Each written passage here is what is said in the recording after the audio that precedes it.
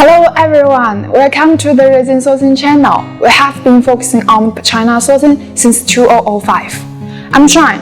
In this video, we will share the best term price negotiation strategies based on our decade of sourcing experience. Some of these may assist you in negotiating a better price with your suppliers. Let's get started. Tips 1. Do comprehensive research before negotiating. We need to make sure that the ultimate goal of negotiation is to get the ideal price. The price is influenced by two major factors: the supplier's quotation and your expectations. The first research goal is to complete the quotation range of suppliers before negotiating. Monitor the market by getting 10 quotes at least. Before we request the information, we must pay close attention to the RFQ. A clean RFQ message can show your expertise, improve the supplier's first impression of you, and encourage them to value your inquiry. After inquiry, you will get some different quotations. Some are high and some low. Don't give up the highest offer in the first place. All the quotations information is valuable to you. You can organize these quotations and ask suppliers what is caused the price difference. For example, we need a sourcing woman's handbag. The style is as shown in the images. And when we search for image on the wholesale website, many options appear. The price of products are quite different. When the images are extremely similar, we will recommend giving priority to suppliers who have longer operating time. The operating years of each supplier will be displayed on the page by Alibaba's image search. It can be used to make a decision. We choose 10 suppliers based on their operating time, from far to near, and browse the product pages to see if they meet your needs. Then edit your request for quotation. We have 4 quick tips for requesting a quote. Tips 1. Be specific as possible. More information, more effective response. Tips 2. Provide as many details as possible, such as colors, materials, parameters, and so on. Tips 3. Be concise with your content. Tips 4. Be formal and polite. We're including some of our most frequently used forms in the introduction below the video, which you can download if needed. Okay, we searched for a handbag as a demonstrate.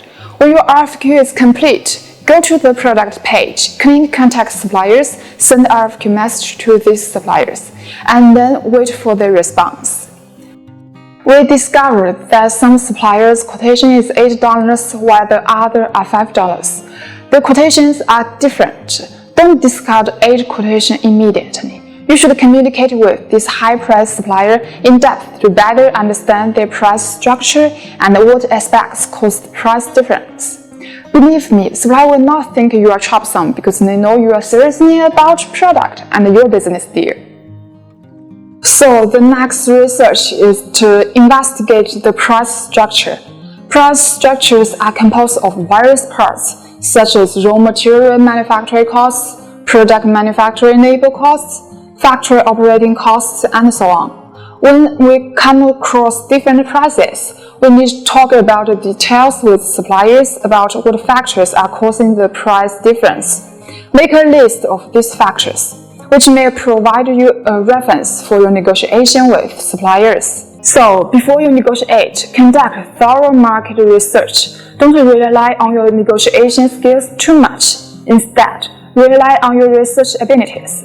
As a result, your opinion in negotiations will be reasonable and you will be more confident. Tips 2. Set a baseline price on your quantity needs.